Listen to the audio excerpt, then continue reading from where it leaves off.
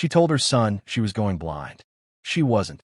Eleanor Whitfield, one of the wealthiest women in Texas, sat in her wheelchair every single day for 6 months, pretending the world had gone dark, just to find out if the woman her son loved was after his heart or his money.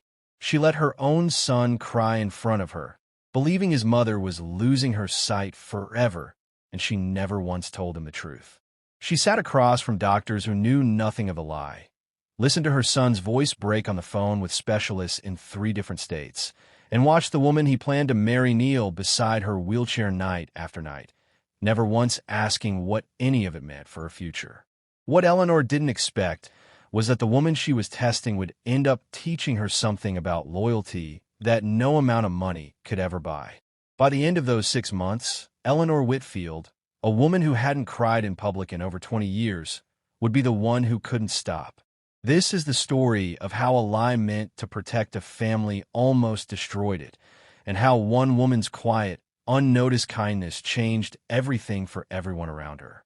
Stay with me, because what happens in the final week of this test will stay with you long after this video ends. Eleanor Whitfield had buried 2 husbands and built an empire from nothing but a single rental property in Houston, Texas, back when she was 22 years old with a baby on her hip and barely enough money to cover rent. She trusted almost no one by the time she reached 60, and after watching her own sister lose everything, her savings, her home, and nearly her sense of self-worth, to a man who only ever wanted her money, Eleanor swore the same thing would never happen to her son. So when Daniel Whitfield came home one evening and told his mother he was engaged to a woman named Grace Bennett, a retail worker with no family money, no famous last name, and no connections to the world Eleanor had spent 4 decades building, Eleanor smiled, congratulated him, kissed his cheek, and within a single week, made a decision that would change their lives forever. She would pretend to lose her eyesight completely. No driver would know. No doctor would confirm it publicly. Not even her own son would be told the truth. The question wasn't simply whether Grace loved Daniel. The question was what Grace would do when she believed no one rich, no one powerful, and no one capable of changing her financial future was watching her at all. Would she stay through the exhaustion and the burden of it? Would she quietly disappear once the difficulty became real? Or would she reveal something about her own character that Eleanor never saw coming, blind or not? Before we dive deeper, let us know in the comments where you're watching from.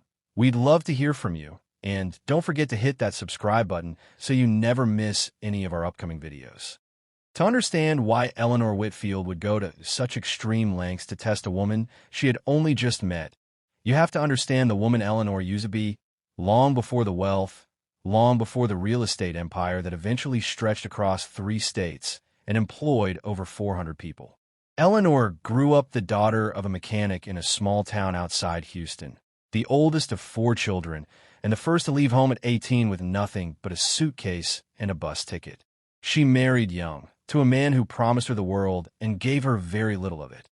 And by 22, she found herself a single mother, working double shifts as a waitress at a diner off the interstate, raising her son Daniel largely on her own. She remembers those years more clearly than any other period of her life. The ache in her feet by the end of shift, the way she used to count coins on her kitchen table late at night to figure out whether she could afford both rent and groceries that month, the fear that never fully left her even after the money came. It took her 4 years of saving every spare dollar before she had enough for a down payment on a small rental property, a duplex 2 streets from where she grew up. She fixed it up herself on weekends, learned to patch drywall, and replace plumbing from books she borrowed from the library, and rented out both units within a month. That single property became 2, then 6, then an entire portfolio, until Eleanor Whitfield's name became synonymous with some of the most valuable commercial real estate in the state of Texas. By the time Daniel was grown and the company had expanded into 3 states, Eleanor controlled a portfolio worth over $2 billion, and she had done it almost entirely without help, without a partner, and without anyone she fully trusted beside her, except for one person. That person was her younger sister, Patricia. The 2 of them had grown close again in adulthood after years of distance, bonding over the hardship they'd both endured, and Eleanor watched with real joy when Patricia, in her 40s, finally found a man who seemed to adore her. His name was Robert, and he was charming in the specific way that con men so often are: attentive at first, generous with compliments, quick to learn exactly what Patricia needed to hear. He married her within 8 months of meeting her, moved into her home, and over the following 3 years, slowly gained access to her accounts, took out loans in her name she didn't discover until collectors started calling, and disappeared one Tuesday morning while Patricia was at work, taking what remained of her savings with him. Eleanor was the one who found her sister 3 days later, sitting on the floor of her empty living room, unable to speak. It took Patricia nearly 6 years to rebuild any sense of stability, and she never fully recovered the trust she once had in her own judgment. Eleanor made herself a promise in the hospital parking lot the night Patricia was finally evaluated for the stress-related collapse that followed. Whatever happened to her own family, she would never let someone marry into it for the wrong reasons. She would protect Daniel, no matter what it cost her, no matter how far she had to go to make certain. Daniel Whitfield grew up surrounded by wealth, but his mother made certain from an early age that he understood the value of work and the danger of taking comfort for granted. He attended public school until high school, despite Eleanor's ability to afford private education, because she wanted him to understand what an ordinary life looked like before he inherited an extraordinary one. As an adult, he chose to run the family's charitable foundation rather than the more lucrative side of the real estate business, funding scholarships, housing programs, and emergency assistance funds for families who reminded him, in some quiet way, of where his mother had once stood. He was thoughtful and reserved, uncomfortable with the attention that came with the Whitfield name, and he had dated several women over the years, each relationship eventually souring under the weight of expectation. There had been a woman who wanted nothing more than appearances at galas and mentions in society columns. There had been another who, within months, began asking pointed questions about prenuptial arrangements and inheritance structures before they'd even discussed marriage. Every relationship left Daniel feeling more like a financial opportunity than a person worth loving for himself. And by the time he turned 32, he had quietly resigned himself to the idea that he might never find someone who wanted him rather than what came attached to him. Then, on a Thursday evening in early spring, Daniel attended a fundraiser his foundation was hosting for a local children's hospital, an event with caterers, a string quartet, and nearly 300 guests dressed in formal wear. Grace Bennett was not among the guests. She was working the event, hired through a staffing agency the venue used for large functions, refilling water glasses and clearing plates in a black uniform that made her nearly invisible to most of the room. Daniel noticed her anyway, not because of how she looked, but because of how she handled an elderly guest who had spilled wine across his jacket, crouching beside him immediately, calm and unhurried, making him laugh about it within seconds rather than letting him feel embarrassed in front of the crowd. Daniel found himself watching her for the rest of the evening, and near the end of the night, he approached her, not as the host of the event, but simply as a man curious about a stranger who handled people with more grace than most of the guests in the room. He asked her name. She told him, Grace Bennett, and she had no idea who he was. She only knew he was kind, and that he listened when she spoke, which was more than she could say for most people in her life at that point. Grace Bennett had not had an easy road to that fundraiser. Her parents died together in a car accident on an icy highway when she was 19 years old, leaving her the sole guardian of her 14-year-old brother, Tyler, since no other family member was in a position to take him in. She put her own plans for college on hold indefinitely and took a full-time position at a department store to keep their small 2-bedroom apartment and keep Tyler enrolled in school without disruption. She worked extra shifts every holiday season, learned to stretch a grocery budget further than most people would think possible, sold or pawned anything of value that wasn't essential, and never once complained to anyone who would listen, in part because there was rarely anyone listening at all.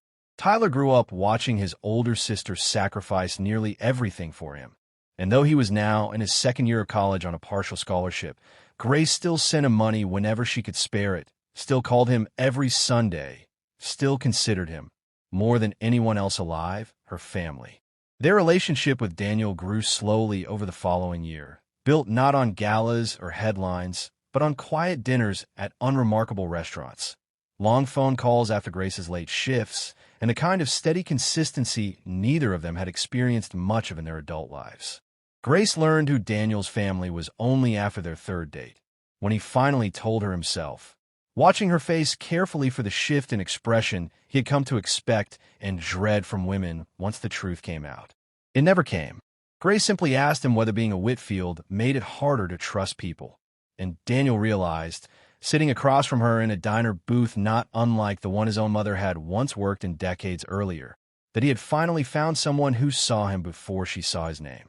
By the time Daniel proposed 11 months later, on a quiet evening at the same children's hospital fundraiser where they'd first met, Grace still drove the same second-hand sedan she'd had since high school, still worked her retail job, and Tyler remained the only family she had left in the world.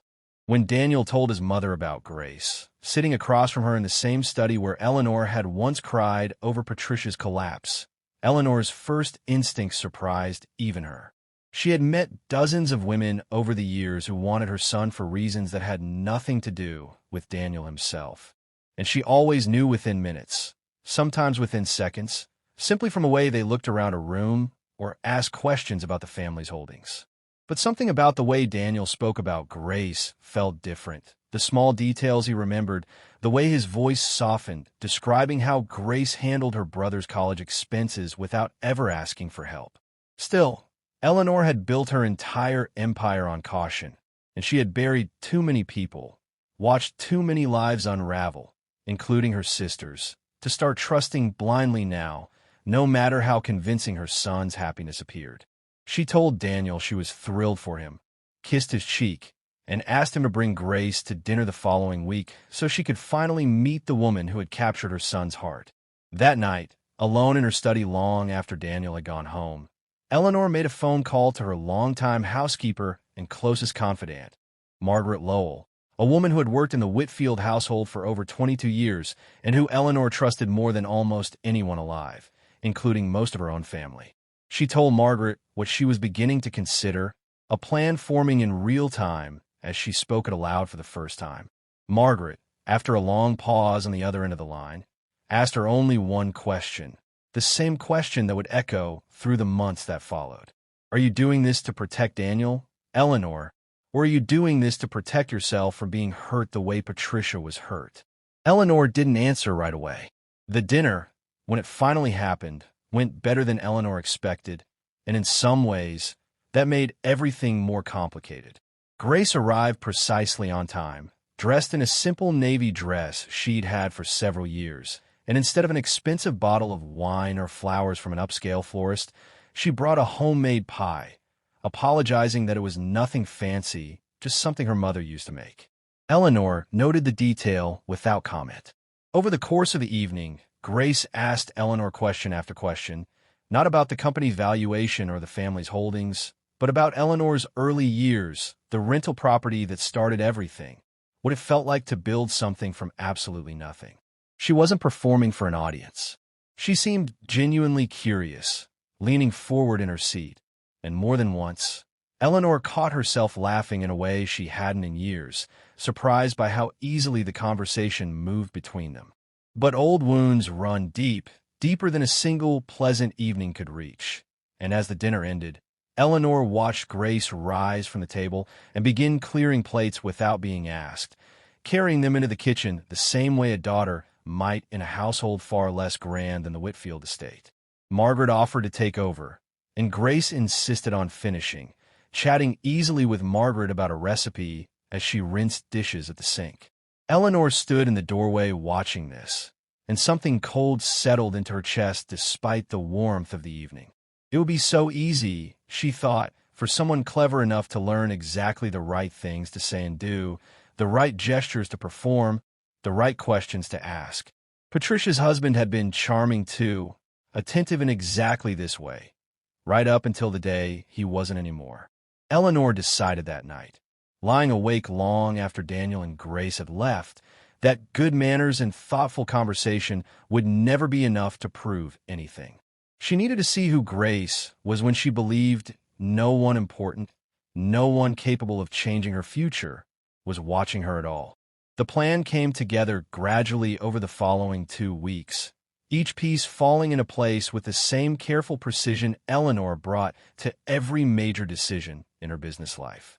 She called her longtime ophthalmologist, a man named Dr. Harmon who had treated her for early cataracts several years earlier, and after a long and difficult conversation, convinced him, under threat of losing the Whitfield family's business and a substantial donation to his clinic's research wing, to corroborate a story of sudden, rare vision loss if anyone called to verify it.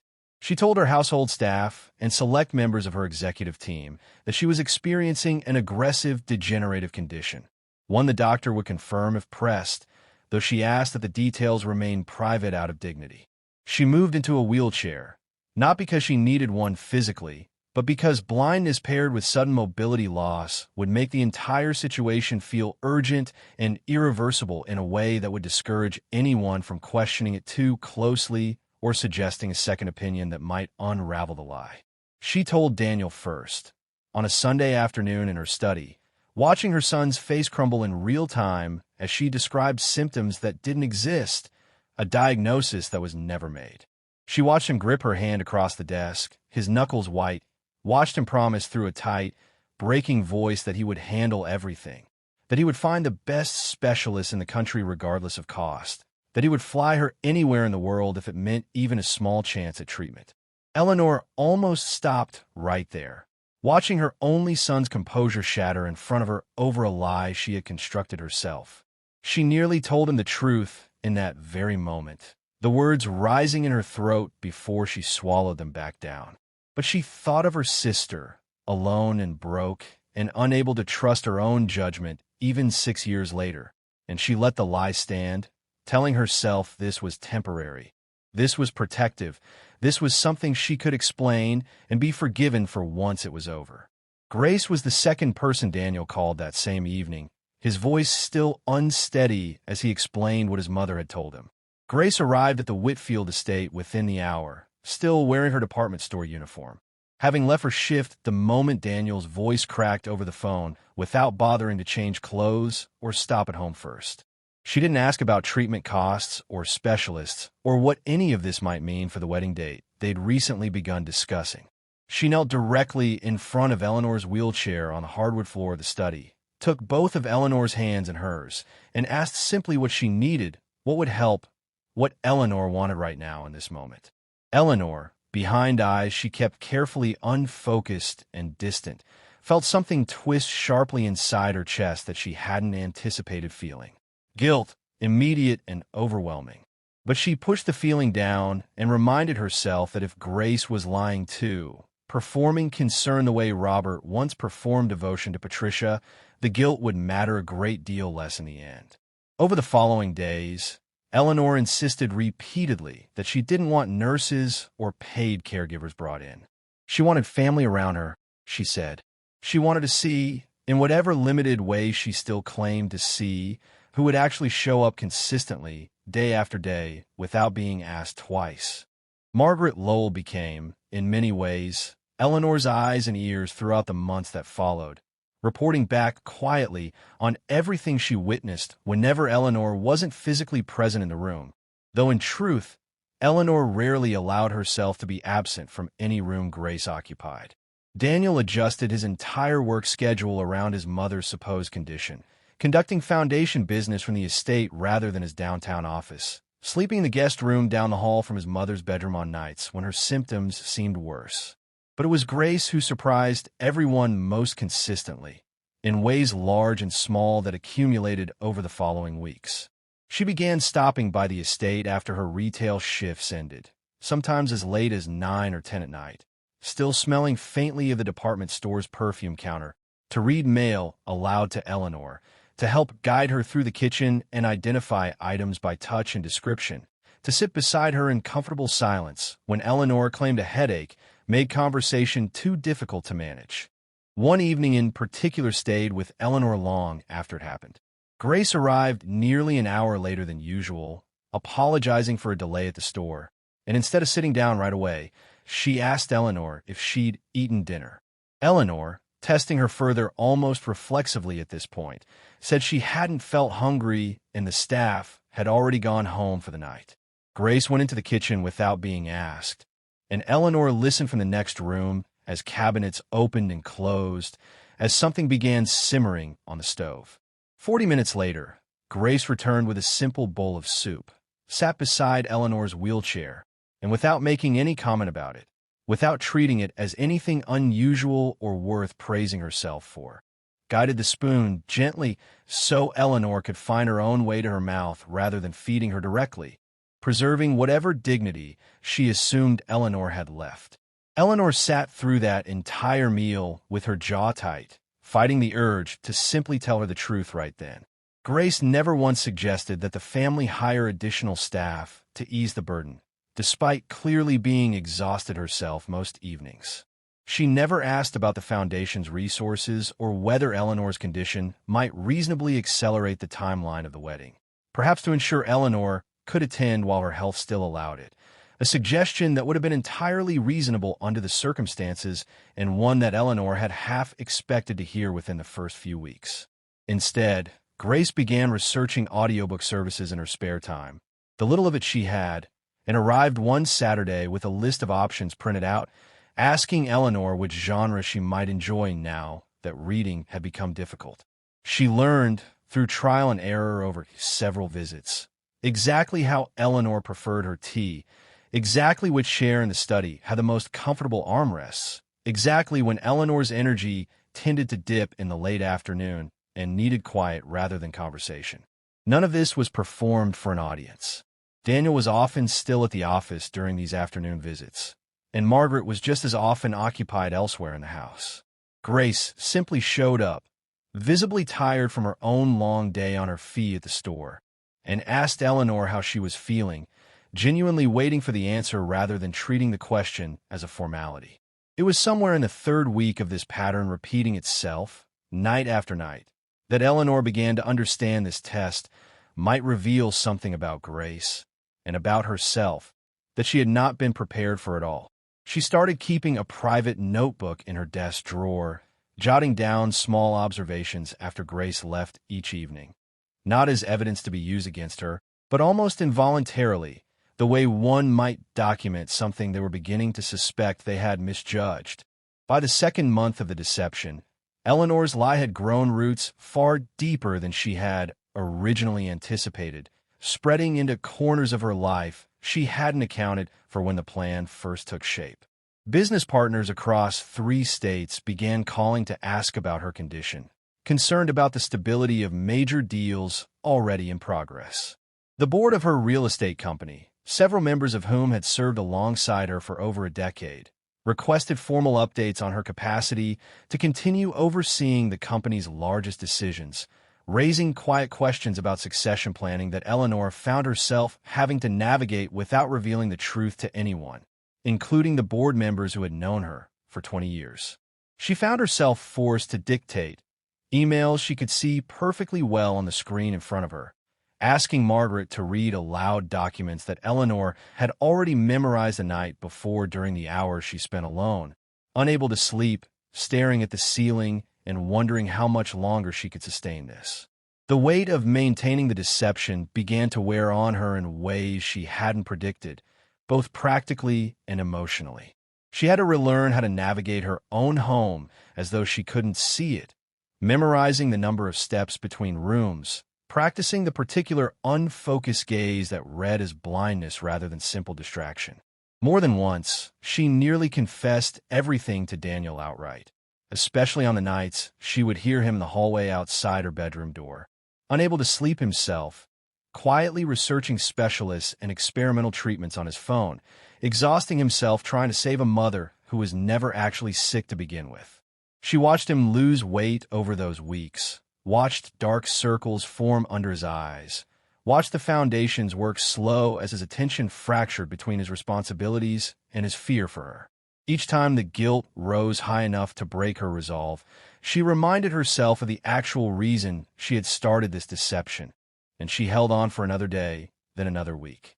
Grace, meanwhile, was facing a quiet crisis of her own that no one within the Whitfield household had any awareness of, despite spending hours together several nights a week. Her brother Tyler had been struggling academically at college that semester, and a letter arrived at Grace's apartment informing her that his financial aid package had been reduced significantly for the following semester due to a clerical error in his renewal paperwork that the university's financial aid office was slow to correct. The shortfall came to just over $8,000, money Grace did not have and had no reasonable way to access without taking on debt she couldn't afford to service on a retail salary.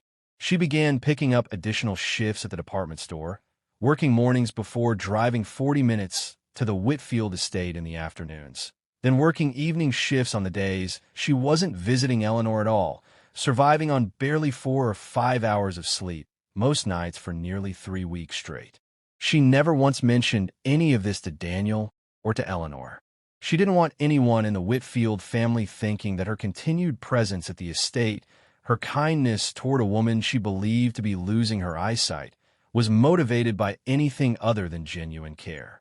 She certainly didn't want them thinking she saw the family's enormous wealth as a convenient solution to her own family's problems, a perception she had spent her entire relationship with Daniel actively trying to avoid.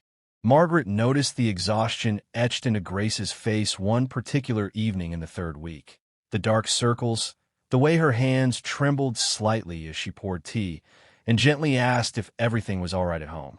Grace simply said she was tired from work, offered a tired smile, and changed the subject to ask Margaret about her own grandchildren, deflecting attention away from herself with the same instinct she'd developed years earlier as the sole guardian of a teenage brother. Margaret let the matter drop that evening, though something about Grace's expression stayed with her long after Grace had left for the night.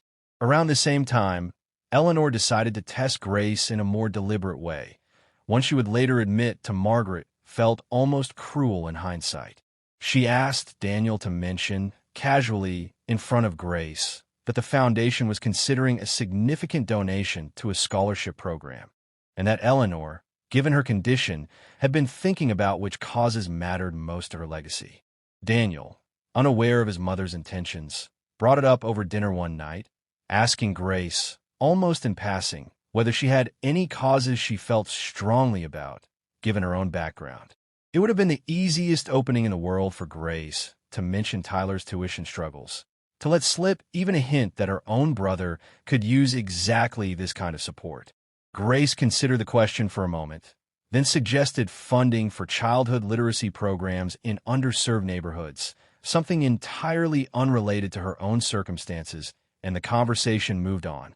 Eleanor, listening from across the table, felt the same uncomfortable twist in her chest she'd been feeling more frequently as the weeks passed.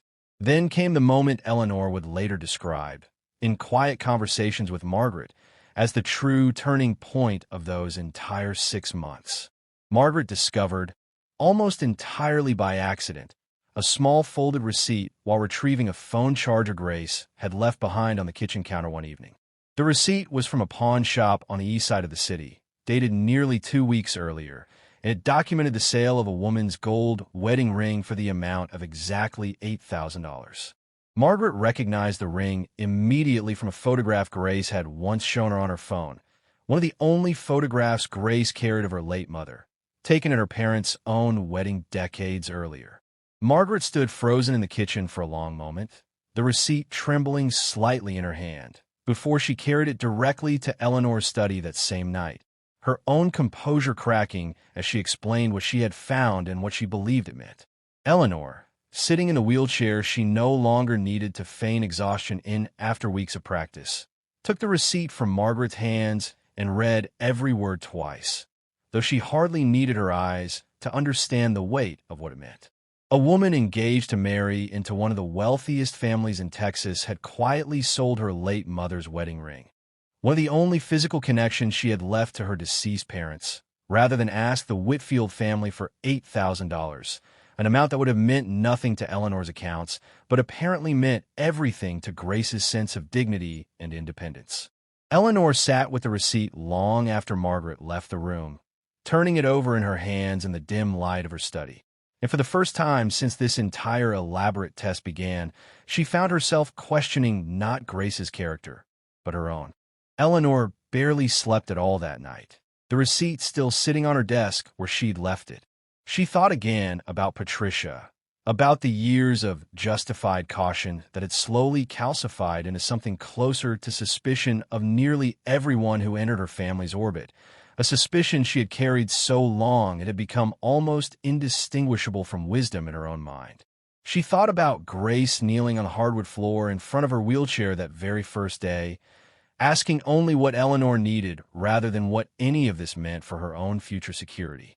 The test Eleanor had designed specifically to protect her son had instead exposed her own blind spots, the ones that had nothing whatsoever to do with her eyes and everything to do with 6 years of unresolved grief over what happened to her sister.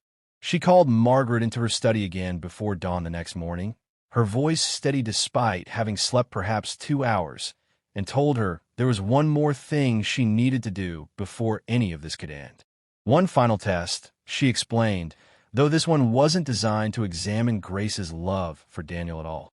It was designed to examine Eleanor's own willingness to admit, fully and without excuse, that she had been wrong. Eleanor's plan for how to end the deception was simple in concept, though it cost her more nerve than any business negotiation she had closed in over 40 years of building her empire.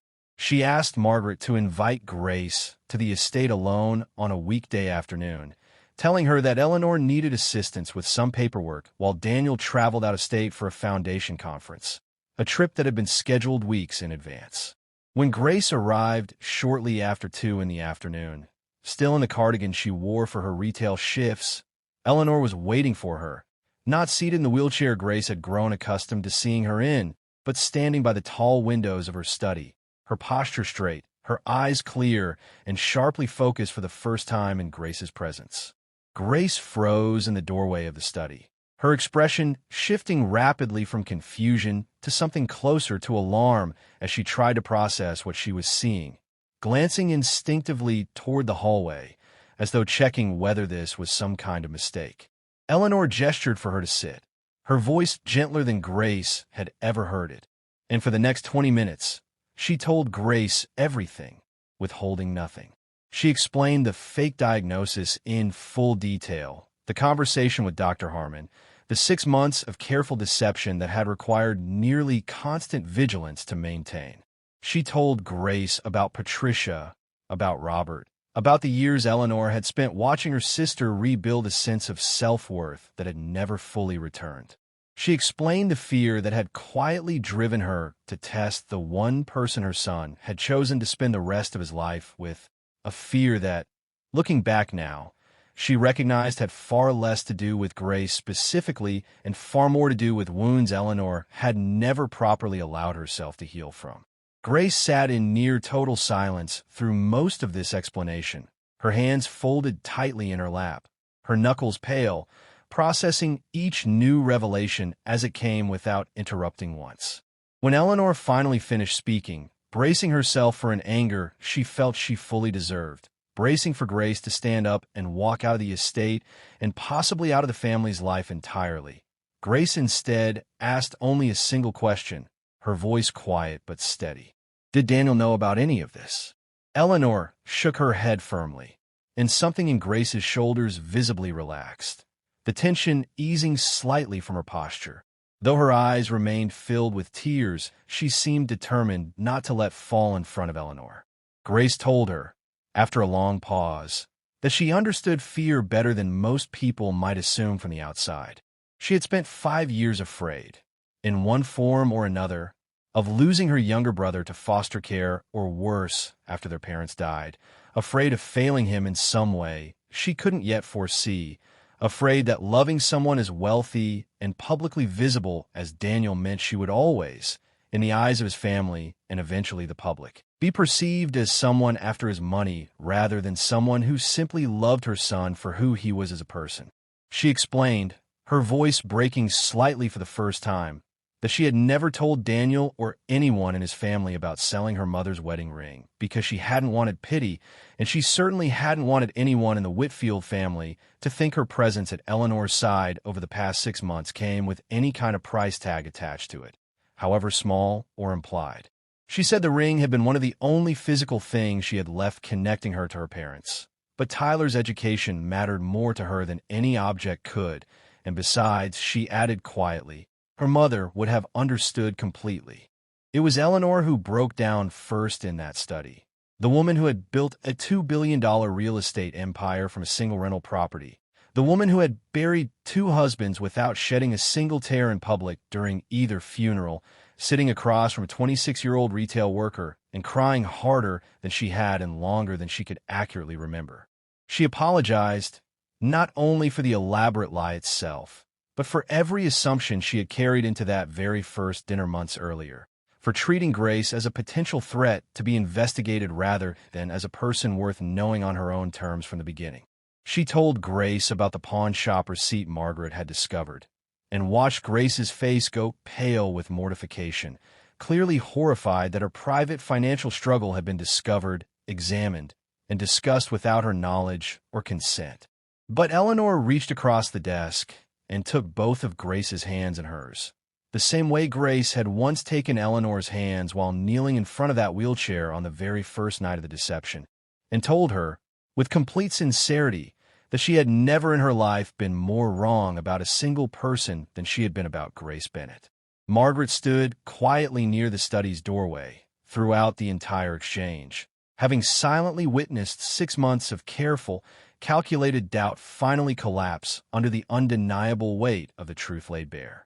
She would later say, in conversations with Eleanor long after that day, that it was the only time in over 2 decades of working closely within the Whitfield household that she had ever seen her employer appear truly humbled, stripped of the composure and control that defined nearly every other moment of Eleanor's public and private life. Eleanor asked Grace, her voice still unsteady, what she could possibly do now to begin making things right between them. Grace, wiping carefully at her eyes with the back of her hand, said there was really only one thing she wanted in return. She didn't want money, and she didn't want some grand public apology eventually repeated to Daniel as a kind of performance. She simply wanted Eleanor's genuine trust going forward, without further tests, without hidden conditions, the same unconditional trust that family was supposed to extend to one another from the very beginning. Daniel returned from his foundation conference 3 days later to find his mother walking unassisted through the estate's garden.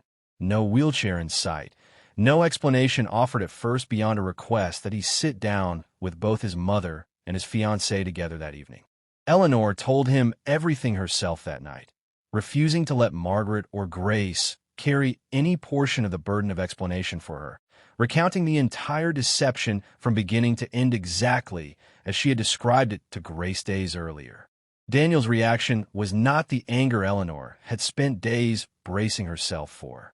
It was something closer to grief, the slow, dawning realization settling over his face that his own mother had allowed him to suffer for 6 full months, believing with total certainty that he was watching her lose her eyesight permanently, when in reality, the entire time, she had been quietly testing the character of the woman he loved without his knowledge or consent. He sat in silence for a long moment after Eleanor finished speaking, then stood and left the room without a single word, without return calls for 2 full days afterward, the longest stretch of silence that had ever existed between mother and son in Daniel's entire life. It was Grace, somewhat surprisingly to everyone including herself, who ultimately repaired that painful silence between them. She drove to Daniel's apartment uninvited on the evening of the 3rd day, finding him sitting alone in near darkness, and told him plainly that his mother's actions had been wrong, genuinely and deeply wrong, a betrayal of trust that Grace herself had needed real time to process. But she explained that she had come to understand something important in the days since Eleanor's confession that she hadn't fully grasped at first. Eleanor hadn't constructed this elaborate test because she fundamentally distrusted the idea of love itself. She had constructed it because she had once trusted someone completely, watched her own sister do the same, and lost nearly everything as a direct result. And that fear, however poorly expressed and however damaging in its execution, had never fully healed in the 6 years since. Grace told Daniel, sitting beside him in the dim apartment, that punishing his mother indefinitely wouldn't undo 6 months of genuine pain, his pain especially, watching someone he loved seemingly deteriorate before his eyes. But she suggested, gently, that forgiving Eleanor, while still remaining completely honest about exactly how much the deception had hurt both of them, might actually bring their family closer together in ways that wealth, caution, or even time alone never could have accomplished on their own. Daniel listened to all of this in silence, and for the first time since learning the full truth of what his mother had done, he finally cried, not out of anger this time, but out of something closer to relief, the recognition that the woman he had chosen to spend his life with could see his mother's deepest flaws with total clarity and choose to extend grace toward her anyway, the same grace her own name suggested. The real surprise, the moment that would eventually come to define the entire story for everyone involved, arrived nearly 2 weeks later. At a quiet family dinner Eleanor insisted on hosting personally, with no household staff present, no formal table settings or elaborate place cards. Just the 4 of them gathered around the kitchen table, where Eleanor herself had cooked the meal for the first time in years. Near the end of the dinner, Eleanor reached beneath her chair and handed Grace a plain envelope, watching her open it carefully. Inside was not a check or any kind of financial gift Grace might have expected or feared. It was the original pawn shop receipt, along with a small, worn velvet box. Eleanor had gone, entirely on her own and without telling anyone, including Margaret, to the pawn shop on the east side of the city and personally bought back Grace's mother's wedding ring before it could be sold to another customer or melted down. Eleanor explained, her voice steady but warm, that this gesture wasn't intended as charity, and it certainly wasn't an attempt to purchase Grace's forgiveness for what had happened. It was simply something that had always belonged to Grace's family, returned to where it rightfully belonged, the same way Grace herself now belonged, fully and without reservation, to the Whitfield family. Grace held the ring in her open palm for a long moment, staring at it in the soft kitchen light, and finally allowed herself to cry openly in front of all 3 of them at once. The accumulated exhaustion and quiet fear of the previous 6 months finally breaking loose all at once. Years of carrying every burden alone finally giving way. In the months that followed that dinner, Eleanor restructured a meaningful portion of her family's charitable foundation to fund emergency tuition grants specifically for students facing the exact kind of administrative and clerical errors that had nearly cost Tyler his education entirely, quietly naming the new program without press releases, without public credit, without any announcement to the media outlets that regularly covered the Whitfield family's philanthropic work. Grace never once asked her to create such a program. She had simply mentioned, almost in passing during one ordinary conversation, how genuinely frightening it had been to face that financial aid letter completely alone with no one to turn to, and Eleanor had listened, really listened, in a way she hadn't fully allowed herself to listen to anyone in years. The wedding took place the following spring, in the very same garden where Eleanor had once sat in a wheelchair she didn't actually need, watching closely a woman she didn't yet understand or trust. This time, Eleanor stood near the front of the small gathering, her eyes clear, her composure intact, watching her only son marry a woman who had passed every single test put in front of her without ever once knowing she was being tested at all, and who had, in the process, taught a billionaire matriarch that the truest and most valuable kind of trust is the kind freely given before anyone has been forced to prove they deserve it. So now we want to hear directly from you. What do you think? Was Eleanor's elaborate 6-month test a fair and understandable way to protect her son, given everything she had personally witnessed happen to her own sister? Or did the deception cause more lasting harm to her family than any amount of caution could ever reasonably justify, regardless of her intentions? Let us know in the comments exactly what you would have done if you found yourself in Grace's position, faced with a wealthy and powerful family quietly watching your every move and reaction, while you carried a serious private burden of your own that you felt you couldn't share with anyone around you. Would you have remained silent about selling that ring, the way Grace ultimately chose to do, protecting your own dignity above all else? Or would you have asked the Whitfield family for help the moment you needed it? And if you were in Eleanor's position, knowing everything you know now about the family bond she very nearly destroyed before she ever truly took the time to understand the people in it, would you have chosen instead to trust your son's judgment from the very beginning, the way he clearly hoped his own mother eventually would? Was Patricia's heartbreak years earlier reason enough to justify what Eleanor put her own son and his fiancée through, or had that old wound simply grown into something closer to control disguised as protection? Tell us where you're watching from tonight. We always genuinely love hearing from all of you. And if this particular story moved you the way it moved us while we were putting it together, please take a moment to hit that subscribe button so you never miss the next one we release. And if you found Eleanor's test difficult to watch unfold, wait until you hear what happens in our very next story, where a husband secretly fakes his own complete financial bankruptcy to find out who his wife truly is the moment all the money disappears from their lives, and uncovers a secret far more devastating and far more personal than he ever could have anticipated walking into it. Thank you, sincerely, for staying with us all the way until the very end of this one. We'll see you again very soon in the next story.